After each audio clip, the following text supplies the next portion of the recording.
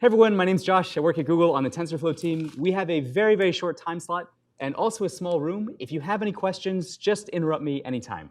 I'll also be around after. This is not a hands-on intro, but I'm going to walk you through some of the hands-on exercises from a talk we did very recently. All the slides from today you can find at this link. And these are actually from a conference in Montreal. The reason you might want them is so you don't have to take notes. They've got links to like little coding exercises you can try in TensorFlow 2. And they've got links to educational resources at the end. It's a PDF. It's long, but it has useful stuff. So basically, I want to do three things today. Thanks very much for coming. I want to very briefly explain what TensorFlow 2 is. Then I'm going to walk you through one really, really boring code example. But the boring code example, the goal is to see how you write code in TensorFlow 2 from scratch. We'll do linear regression. Y equals mx plus b will fit a line. Then with almost identical, well, after that, very quickly, I'm going to fly through MNIST. I'm not going to explain what MNIST is. I just want to show you, in the time we have, two code styles you can use to define neural networks in TensorFlow 2. And then we're going to go through Deep Dream. And Deep Dream is an advanced example, but you'll see the code is almost identical to linear regression. And we had a question earlier about gradients, and that's because of the way TensorFlow computes gradients. It turns out to be the same. Here's the boring slide, then we'll look at code. TensorFlow is a piece of open source machine learning software. It's from Google, but now there's about 2,000 people around the world who have contributed code. So it's very much become a community project. TensorFlow 1's been around for about 4 years, TLDR. It's exactly what you would have wanted in 2015 if you were an engineer at Google and you needed to do massively distributed deep learning. It's not necessarily what you would have wanted, although at the time it was still very good, don't get me wrong. But if you were a grad student or a developer learning ML, it had a lot of stuff that was a little bit more complex than it needed to be. TensorFlow 2 is exactly as fast and powerful as TensorFlow 1. It's in beta right now. It should be finished, give or take, 3 or 4 months. And it's all about ease of use. So it's great news. What TensorFlow is, it's a C++ backend.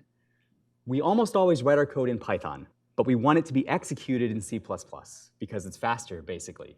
And other things we want to do in deep learning libraries is we want to run code on GPUs, and we might want to compile and optimize code. Other reasons why it's in C++ is we want to run deep learning programs on devices that don't have a Python interpreter. So for example, you might want to run them on your phone, or you might want to run them in the browser.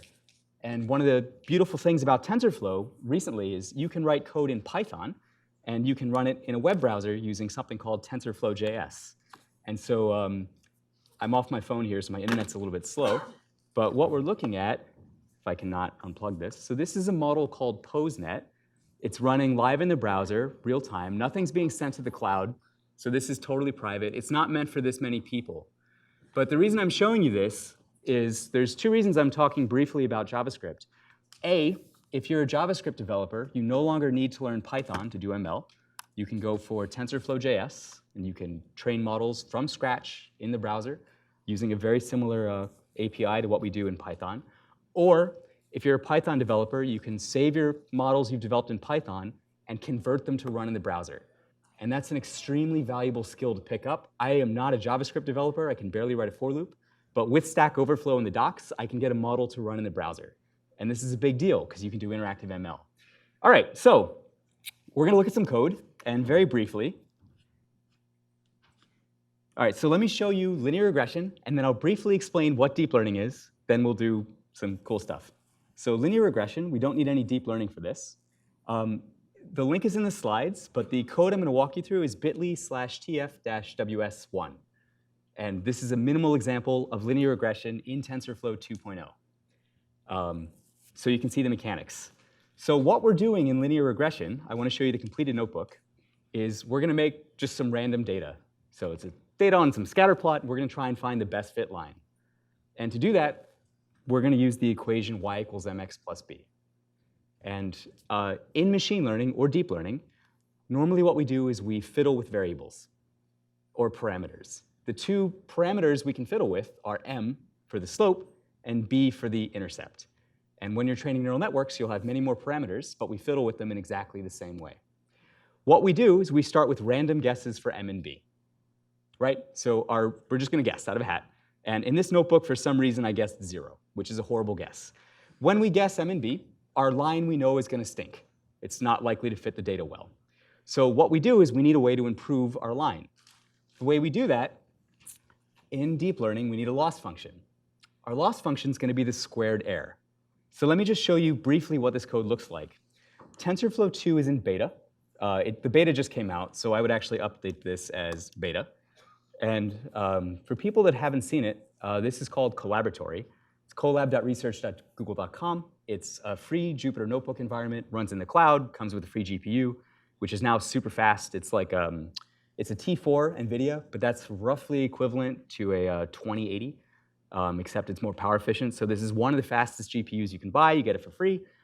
You can do all of this on your local machine too. Anything you can do in Colab will work locally. But if you try these examples, because you need to install the beta version, I didn't want anyone to mess up their Python environment on their local machine, so we're just going to do it in Colab. Anyway, TensorFlow 2 is just a Python library, the way we're using it, so we're importing it. We're creating noisy data just using NumPy. I know I'm going to fly through this, but I want to get you to the TensorFlow stuff. We're creating a noisy distribution. We're plotting it. No TensorFlow 2 yet. To start using TensorFlow 2, and this is the ground up, we're creating variables for m and b, the parameters that we're going to wiggle. We have our initial guess for our line. It's horrible. We need to quantify how bad our guess is. The way we quantify that, by the way, here's how we predict y given an x.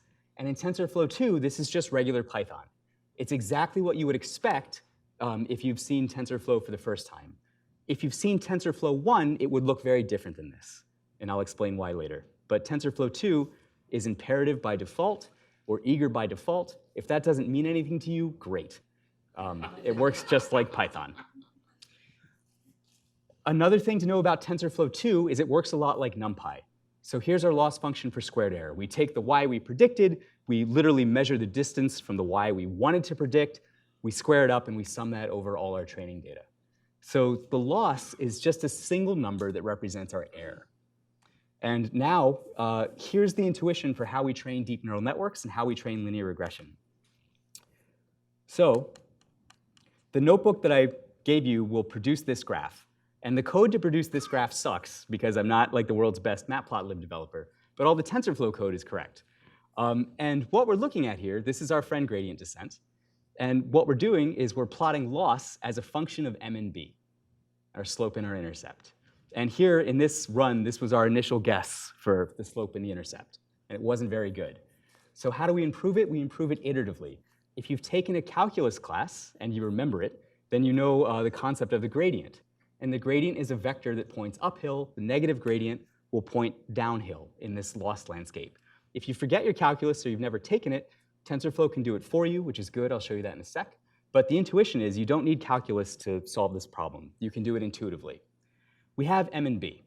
We need to improve our guess for m and b. There's only two things we can do with these. They're numbers. So we can make them a little bit larger, or we can make them a little bit smaller. So you can calculate the gradient or the direction downhill numerically. And it's slower than doing it with calculus, like you might remember, but the way to do it, it's simple. You take b, wiggle it up a little bit, calculate your loss. Take b, wiggle it down a little bit, calculate your loss. Now you know which direction to move b to decrease your loss. Do the same thing for m. We take a step downhill, we've improved our loss a little bit, we do it again. And we do it again and again and again, and eventually we find our way to the bottom of the bowl. Now, linear regression happens to have a minimum. Deep neural networks, if you plot the loss landscape, it's going to be a function of a million variables. And it probably doesn't have a minimum, at least we can't prove that it has a minimum. And because it doesn't have this nice property of the bottom of the bowl, it was thought for a long time that it was silly to do gradient descent to train DNN, because it's going to be a suboptimal solution that we'll get to. And that turns out to be true. It also turns out to be true that it doesn't matter, because in these huge loss landscapes, we find a solution that's good enough, and enough to train accurate models. Anyway, here's basically how you do this in TensorFlow. You need three ingredients to train any deep neural network. You need a forward pass or a prediction, which is y equals mx plus b. You need a loss function, which is the squared error. And we need a way to improve that loss with gradient descent by wiggling m and b. And here's how we do that from scratch in TensorFlow 2. So for some number of steps, and those were the hops down the graph, what we're doing is, I'll explain this tape in a second, but here's what we do. We make predictions for y's given our x's. We calculate our loss, and then we ask TensorFlow to do calculus. And we say, TensorFlow, please give me the gradient with respect to the loss of m and b. And if you print this out, you'll see two numbers. And those are the numbers that show you which direction to wiggle M and B on this step. And then we use those to wiggle M and B here, and then we repeat. And if you, the reason I wanted to show you this little example is if you're new to gradient descent, the wrong way to learn linear regression, you'll see some people teach it using Keras. They do like model.fit. It's a black box. Linear regression does not need to be a black box. It's a perfect example to actually get your head around gradients. And I would just use, like, I debug Python what I call the dumb way. I write lots of print statements and just poke around with it. This is a great way to literally print out the gradients and get a feel for exactly what they are and how they work. And if you run this code, you'll see the loss decreasing at each step, and then it will plot the best fit line, and it will show you how to do that too. And then my horrific, crappy code will plot this. So that's from the ground up. We're going to copy and paste this and basically get Deep Dream in a few minutes, which is really surprising. But the next thing I want to do very, very quickly at warp speed is show you how you write neural networks in TensorFlow 2. All the docs you want are at tensorflow.org/beta. Everything else on the website is a trap. At least for Python, it still uses TensorFlow 1. So if you're new to TensorFlow, you should go to tensorflow.org/beta. If you're a current TensorFlow user, we have all sorts of guides that will explain how to upgrade. They explain in detail what the differences are. We have tons of guides that go into tons of technical depth. But tensorflow.org/beta, there are multiple styles in TensorFlow 2 to write neural networks. Briefly, and here I am in the beta docs, I'm just going get started for beginners. Briefly, here's what we call the beginners API, but it's not really for beginners. You can use this for research too. It's just our most straightforward one. And here's a complete neural network in the beginner style. If you've ever used a library called Keras, this will look almost identical to Keras. And if you have never heard of Keras, and this is your first time seeing TensorFlow and Keras, this will be confusing as weird, so I'll just explain it. First of all, let me say what Keras is and how it relates to TensorFlow. If you go to keras.io, you will find a wonderful open source project which has nothing to do with TensorFlow. This is an independent open source project. What Keras does is it defines different APIs that you can use to train your neural networks. And what's interesting about Keras, so here what it's saying is one way to define a neural network is with a stack of layers. So I'm defining a stack, I'm adding a layer to the stack, I'm adding another layer to the stack. Keras doesn't say anything about how you do the math to make this work. It's an API spec. If you do pip install Keras, automatically Keras will install what it calls a tensor processing library, another deep learning library whose job is to do the math, calculate the gradients, run it on the GPU automatically behind the scenes. And it will install TensorFlow for you, but you won't really be using what's new in TensorFlow 2, you're just using Keras. And this is wonderful, and the truth is you can do 90+% of ML in practice just by pip install Keras. I'm also going to mention that all of the code in Keras will work identically in TensorFlow 2 if you just change the import. So instead of import Keras, you'd say from TensorFlow import Keras. If you do pip install TensorFlow, you get everything you find at keras.io, and you get a whole bunch of other stuff. So TensorFlow 2 is a superset of what you find at keras.io. And the reason we did this is we absolutely love this way of training networks because it's clear and it's robust and it works and it's wonderful. So the beginner style is the same thing as what you'll find on the Keras website. And that's what I'm showing you right here. Very briefly, we're defining a neural network as a stack of layers. There's different types of layers that you'll learn about when you study deep learning. Here we're using dense layers, whatever. The point is we've defined a stack. And then there's just two more lines we need to actually compile and train this model. In model.compile, you specify things like an optimizer. There's many different ways of doing gradient descent, which is what we just did in linear regression. Atom is a fancy one. There's a bunch of things built in. If you wanted exactly what we just did, you'd type SGD. Anyway, you learn about loss functions. Before we use squared error, this is cross entropy, which is used in classification. But anyway, you compile the model, and then you train the model, and then you can evaluate it. It also has methods like predict. So it's a very simple way. It's awesome. TensorFlow 2, I know I'm moving fast, but what might be new to you, even if you know Keras, is in TensorFlow 2.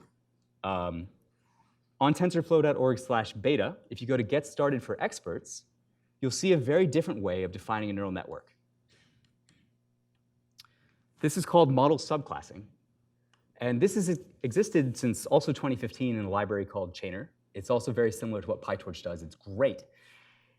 The way it works is libraries provide a class called, here it's called model. Some libraries will call it network, but the idea is the same.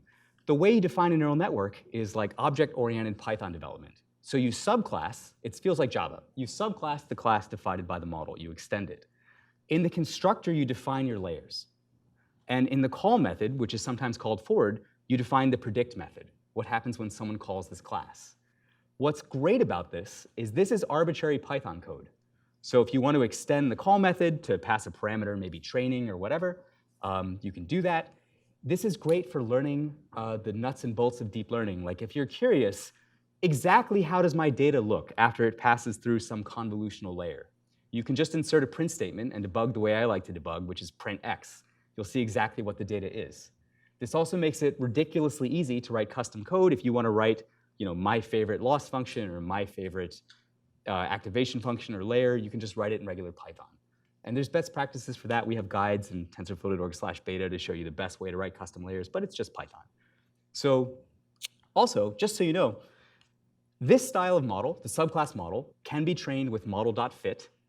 It can be model compile, model fit, exactly the same way you can train the beginner's model, which is the sequential API. You can also train it with a gradient tape, which is the advanced researchy way we did in linear regression. You would use this gradient tape, if you were writing if you're a grad student and you have a really awesome idea for how to do gradient descent faster than Atom maybe, or you want to try your ideas, you can write your optimizer in regular Python and try it out to train your models, which is great.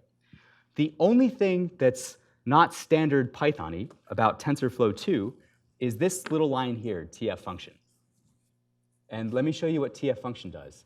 If you've used TensorFlow 1, you've used things like sessions and placeholders. The good news is in TensorFlow 2, you don't need those concepts at all. It feels like regular Python. The only thing not regular Python-y is TF function. And here's how that works and what it does. So I mentioned we're writing our code in Python, but we're running it in C. And the reason is so we can go fast. So here's how this works. Here's some random code I hacked together in TensorFlow 2.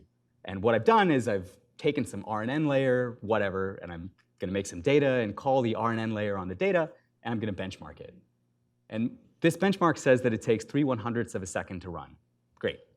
If I do nothing else to this code, but I add that line TF function, you see the delta there? Just adding an annotation. It runs about 8 or 9 times faster. And what's happening here is normally when you're using TensorFlow or NumPy, you have some Python code. You run an operation like matrix multiply. That goes to NumPy or TensorFlow. The math happens. It comes back to TensorFlow. Then you go back to NumPy, back to TensorFlow, back to Python, to NumPy or TensorFlow, Python. You're ping-ponging back and forth. I just got back from London, so I have a little bit of jet lag. But you're ping-ponging back and forth between Python and C. This is suboptimal. If you do TF function, what TensorFlow does is it takes your whole function, it traces it, it analyzes it, passes the whole function to C, where it gets compiled, it gets optimized, the whole thing runs, and then it sends you your results back once. So you stop ping-ponging. And that's why you get this huge speed up. The downside to this is you can think of TF function as compile. After you compile something, it's harder to debug. So basically what you do, if you don't care about this, you never write TF function, your code will work exactly the same. This is an optional extra. If you want to go faster, debug your code like this in regular Python, then you can experiment with this to make it speed up. And the way to find the best practices, if you look at the advanced examples on TensorFlow.org/beta, you'll see that we usually just wrap the whole training loop with the TF function, which makes all the training run quickly, which is great. Continuing at warp speed, I want to show you something less boring. Is that already analogous to wrapping it in running it in PyPy or something? Great question. Is it analogous to running it in PyPy? So there's a number of Python libraries that compile Python code. I'm not a compiler's expert, so I don't want to try and go into detail because I don't have it. But we do have a great guide on TensorFlow.org/beta called TF function, which gives more data. But how this works behind the scenes is fascinating. I should mention, it is a little funny that we have to do this. And Python is my favorite language, but we're really starting to run into walls with Python, right? If I came to you today and I was like, hey, I've got pretend I'm a developer at your company. I'm like, hey, I've got this idea for a system. We're going to write our code in Python, but then we're going to have this like amazing, magical source-to-source Python transformer that will convert your code into a form that the C++ backend can execute and compile, and then the results are going to come back to Python. You'd be like, what are you talking? Like, this is complicated. So we're doing a lot of compiler magic to make Python fast. For that reason, people are starting to explore deep learning, which works amazingly well and is written by ridiculously intelligent people, much smarter than I am. For this reason, though, we're starting to explore other languages. Like perhaps it's time to do deep learning in Swift. And so there's a team called TensorFlow for Swift, which is basically enabling you to write your code entirely in Swift, which is a modern compiled language. Python will be around for a long time, but it's no longer, as you saw with JavaScript, it's no longer the only option for deep learning, which is awesome. All right, this is going to be fast, but let's look at Deep Dream. You can find the code at bit.ly/mini-dream. And here's the world's crappiest slide, but it has a link. I forgot to format it nicely. There's a link, and it's in the slides that I shared at the beginning. So I want to walk you through how you do mini-dream with TensorFlow 2. Mini-dream is the smallest possible implementation of Deep Dream. And has anyone seen Deep Dream before? It's from also, like, I keep saying it's from 2015 or 2014. That's because examples that are really hard, like 3 or 4 years ago, are now easy to write in a really elegant, short way, which is why we're using this one. So you might recognize Deep Dream. It was like a meme machine a number of years back. But Deep Dream is a piece of software that produces psychedelic images. I would normally do this. I would walk you through this a lot slower. I'm just going to fly, because I just want to explain the key concepts. The goal of Deep Dream, this looks like Starry Night was the starting image, maybe. The goal of Deep Dream is not to produce psychedelic images. Deep Dream is a research experiment into how is it that convolutional neural networks are so good at classifying images. A lot of the layers you'll see when you're doing deep learning are layers like dense. You'll also see convolutional layers. I have slides on CNNs. I don't want to go into my Google Drive right now to pull them up and share all that stuff with you. Basically, I'll just tell you, if you've ever used Photoshop, you've used convolution. Convolution is this fancy-sounding word. In deep learning, convolution means slide. And the way that you would sharpen or blur an image is you slide these little filters across the image. And a filter might have a couple weights, but you can write these filters by hand, or you can learn them with deep learning in the same way you'd find parameters for M and V. Anyway, in a convolutional neural network, you have a many-layer network. So you might have something that looks like this. This is also an older network. This might be a schematic for a network called Inception v3. There are many neural networks. This one might have a lot of layers. It would look very similar to something you would define with Keras sequential. There's some pieces that are more complicated, but basically you can think of it for our purposes as just like a 17-layer network that you would put together with sequential by doing model.add com2d, model.add, model.add. You get a big network, whatever. One thing that we know is that networks like this can be very accurate at classifying images. That's boring. Like, there's lots of things you can watch online or read in all the books that I'll point you at that will explain exactly how to write a network like this, and we have tutorials to classify images. A more interesting question is what's happening inside this network that makes it so effective at classifying images. Like, if you show this thing a picture of a cat and it says cat, how does it say cat? That's the question we want to start poking around with Deep Dream. So what deep learning is, and this is a site you can look at, it's playground.tensorflow.org, or TensorFlow Playground. What deep learning is representation learning, which sounds really trippy. Here's the boring representation learning, and then I'll show you the one that happens in Deep Dream. Basically, if you have a little data set, this is a neural network running in a browser, and here we're going to use one neuron, which is a linear classifier, and we're going to try and separate the red dots, or the orange dots, from the blue dots. If I hit play, with some basic input features, the x and y coordinate on the screen, it can find a line to separate the data. Great. The problem is, there are data sets that are nonlinear. So in this data set, there's no way to draw a line to separate the orange dots from the blue dots. And if you hit play, our little linear classifier won't be able to do it. Instead, we need to feed this classifier a better representation of the data so it can separate it. There's no way to know this if you haven't done it, but if you've taken a machine learning class, you might have seen this little demo where we have some data. We know that we can't separate it with x and y, but what we can do is feature engineering or add a new feature to the model to let it split the data. And you might say that, aha, like because I've seen this before, or like you're a math wizard. If you look at the data, you'll notice that the red points are always farther from the origin than the yellow points. So if you square the x and y coordinates, you can make a new feature z, and we'll call z x squared plus y squared. Because x is squared and y is squared, it's always positive, and the magnitude of z is always greater for red than yellow. And so that new feature transforms the space to look like this. And now we can separate it with a linear classifier by drawing a plane. So in 3D space, we can draw a plane. And this is great, and you can do this in TensorFlow Playground. If you do this the manual way, and you add x squared and y squared as input, then your linear model can classify the data. The problem is we don't want to do this type of feature engineering because it works great for toys like this, but this is useless for classifying pictures of cats. So what we need is a way to automatically do feature engineering, and that's what deep learning is. We're going back to our simple x and y input features, but if we add a hidden layer, so now we have a neural network, and we train this model, and I've broken it. Nice. All right, let me see if I can debug what I've broken. I'm actually happy this happened. It's the first time.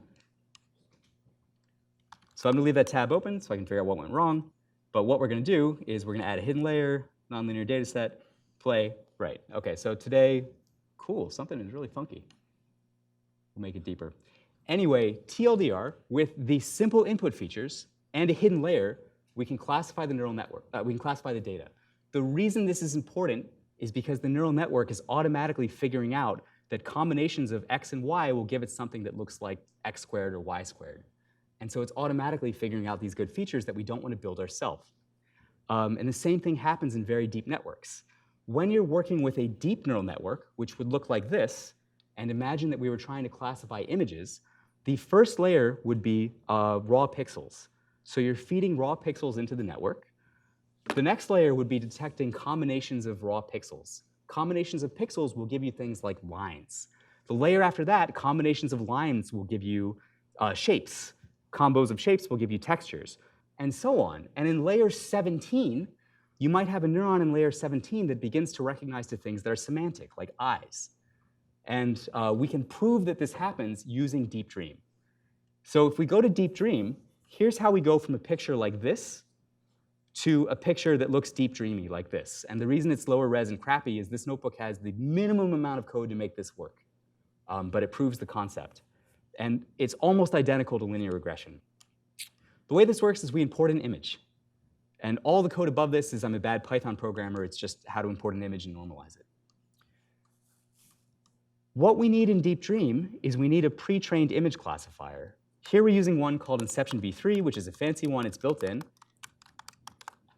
What we're doing is we're importing weights from ImageNet. So this classifier has been trained already on a data set of 1 million images from Stanford. And out of the box, it can recognize cats and dogs. If you do Inception v3.predict right here, you give it a cat, it will probably tell you that's a cat. Great. We don't care about using this as a classifier, though.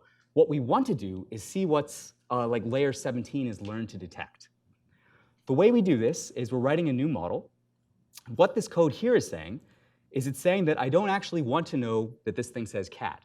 What I want are the activations of these layers. When the model was built, all the layers were named. I know to use these names because I pulled them out of the paper and they happen to work well, but you can use different names. What these names literally are saying, we're writing a new model that's going to give us the activations of these layers. What that literally is, if you had opened up the experts example, here's our subclass model. Right here, this would be, if you return this line here, you could think of these as the predictions for cat or dog or the other things that it knows how to recognize. What we've said in the code there is we don't want this. Actually, we want the result of this layer and maybe this one. So we're getting the activations, the intermediate activations from some layers in the network. We have that.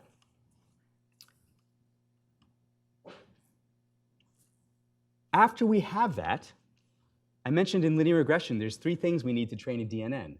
There's a forward pass or a predict, there's a loss, and then there's an update step. The forward pass is we take some image, Starry Night, we forward it through the network, we get the activations of those layers. Great. So we have a list of numbers. Now we need a loss. The loss in Deep Dream, and there's some normalizing code here that I stole from the paper, the loss is literally going to be the sum of those activations. So we sum up all the activations that came out of the layers, and that gives us a single number. We have one number that, that describes how excited were those layers in the network, or how strongly did they respond to the features in our input image. And then what we want to do is find a way to modify the image to increasingly excite those layers. The hypothesis being, if there's a layer that detects faces, we want a way to tweak our image to make that layer find more faces in it. And when we're done, we'll have an image that has features that the image knows how to represent. We don't know it recognizes faces. We just randomly pick some layers, but we want to find out what they are. And here's how we do this. And the only trick is the first line. And this is one of these things that's really simple in retrospect, simple being if you read the paper and you take a month and you go over it, you'll understand it perfectly fine, not in 2 minutes here. But in most machine learning models like linear regression, you have data, and what you get to do is adjust your parameters to fit the data. So we mess with M and B until our model fits the data. In Deep Dream, we don't do that. We have a pre-trained image classifier. We're not going to modify it all. Instead, we're going to adjust the data to increasingly excite layers in the classifier. So we treat the image as a variable. And then what we do is we forward the image, we get the intermediate activations, we calculate the loss, which is the sum of the activations. This is identical to linear regression. And then here's the magic that happens. We're saying TensorFlow, give me the gradient of the loss with respect to the image. And what this will spit out for every single pixel in the image, this will tell you what direction to wiggle it to increase the loss. And the reason we're increasing the loss is we want to find an image that excites these layers. So we're doing gradient descent. And you can literally add that gradient to the image. So at each step of gradient ascent, we're modifying the image slightly to increasingly excite the layers. And what comes out of this is this. And what this proves, the reason this is really interesting is not the psychedelic images. The reason we're seeing faces is because those layers have learned to respond strongly to faces. And so as an artifact of training an accurate image classifier, inside the network, you have representations that have automatically figured out that faces are important to classifying images, and they've learned to recognize them. And so this is it's a really beautiful result. It's a great research paper, but it can also be used to make psychedelic images. In like the 2 minutes that we have, anyway, the whole code is at mini-dream. In like the 2 minutes that we have, I want to point you to a bunch of like more really shocking, simple, surprising results.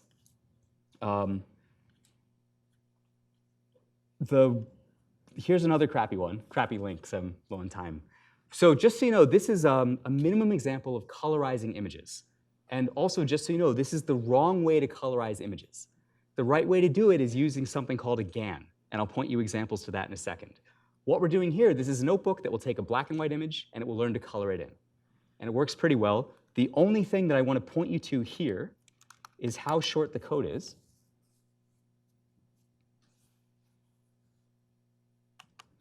The entire model to colorize images is this. That's it. And so there's some concepts you need to learn about, what's convolution, what's upsampling, but that's literally it. And so that's the entire machine learning chunk of this that will color images in. And so there's a lot of powerful things you can do with a relatively short amount of code. And that's the only takeaway I have from colorization. Another warp speed example I want to point you at is like a mini version of Google Translate. And a mini version of Google Translate is at this link. It's bit.ly-minimal-nmt, and that stands for Neural Machine Translation. And if you open this example up, and this is like, again, like minimum possible code to make it work, you can build your own Google Translate API, basically. And this is entirely an open source. This notebook will train in about 1 or 2 minutes. The reason it trains super fast is the entire data set is just 20 sentences. But what we're inputting to this model is called a parallel corpus. We have the sentence in English, and we have a corresponding sentence in Spanish. There's nothing in the code that says anything about English or Spanish. This is a completely deep learning model. As far as the network is concerned, it's just getting random strings of text, which means that you can modify this if you want English to French. You just need to change the data set. Likewise, if you wanted to train English to Spanish and English to French, you could just add French translations in the Spanish side as well. You could even train like a many-to-many model just by tweaking with the data set. And the reason I'm showing you this is this one's more complicated, but the machine learning models themselves are very simple. Almost all the code is pre-processing. This uses something called an encoder-decoder. And an encoder takes a sentence and transforms it to a vector. And the vector is supposed to capture the meaning of the sentence. And a decoder takes the vector and produces a sentence in the target language. So this is called an encoder-decoder model, and this is the minimum possible example for it. On the website, we have all sorts of like recent researchy papers for machine translation that are infinitely more powerful, but they can take like a day to train. So this is the one to start with. It takes just a minute. Other cool examples, if you want to try some neat stuff in deep learning, there's a lot of cool work coming out when you use multiple neural networks. And the encoder-decoder model trains two neural networks, an encoder and decoder. Another beautiful, beautiful paper that trains multiple neural networks is called a GAN. And this is a tutorial on the website you can run. It's called Pix2Pix. Pix2Pix trains two networks. Oh, God. So almost all of machine learning that you learn about up until the GANs hit the scene was on classifying data. And this is what we do in practice. It's what actually matters. Given a data set, find the best fit line, or given an image, classify it as a cat. A much harder problem is, make me an image of a cat. If that's your deep learning challenge, it's very hard to generate data. The way that we generate data is using something called a GAN, or a generative adversarial network. I'm out of time, so I'm not going to talk about GANs, but I will say this. This tutorial has complete code on our website. It will run end-to-end. It will install all the software it needs. It will download the data set. It will train a model, and it will show you the results that you see here. Basically, it will take a facade, a building facade, as an input picture, and it will generate a picture that looks like this. And the training set is here. It's a beautiful result in ML. It's worth learning about. I have to stop talking, so I'm going to put up an educational resources slide, and I'm going to get out of here, and I will be around to answer questions. That was warp speed. Anyway, you should basically hear some stuff. This is good. That's all I got. Thanks.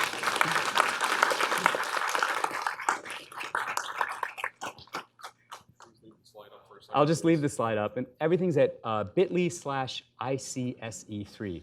In terms of which one of these you might want, if you care about math, basically, you want to take the classes at the bottom. If you just want to know how to build cool stuff, you should read the book. It's $40. It's outstanding. It's by the author of Keras, Francois Chollet. It never mentions TensorFlow at all, but it doesn't matter. Everything you learn in there will work in TensorFlow too, just by changing the import, or don't, and you'll still learn valuable things. It's a great use of time. If you have questions, I'll just take them offline right after. Thanks so much, everybody. Yeah.